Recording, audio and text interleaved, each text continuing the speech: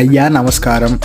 ఈరోజు షాప్ నుంచి కొంత తొందరగా వచ్చి చూసేసరికి ఇంట్లో గుమ్మగుమ్మలాడుతూ రకరకాల వంటలు తయారు చేస్తున్నారు. చూడండి, తలకాయ కూర, పేజా ఫ్రై ఉంది భయ్యా. ఫ్లేవర్స్ నోట్లో బ్లాస్ట్ అవుతున్నాయి, ఎంత బాగున్నాయి. మధ్యాహ్నం దాకా ఎట్టో ఓపిక బిగుపట్టుకుని మరీ కూర్చున్నాను.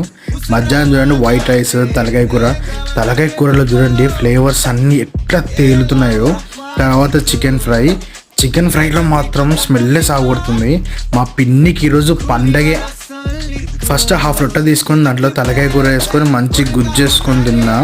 కానీ ఇలా తినడం కంటే తలకాయ కూర రొట్టెని ఇట్లా పిసుక్కొని తింటే ఆ ఫ్లేవర్స్ అన్ని రొట్టెలు కలిసి సూపర్ ఉంటుంది. తర్వాత చికెన్ ఫ్రై రైస్లో మిక్స్ చేసుకొని తిన్నా. ఇది మాత్రం డెడ్లీ కాంబినేషన్ భయ్యా, డెఫినెట్లీ.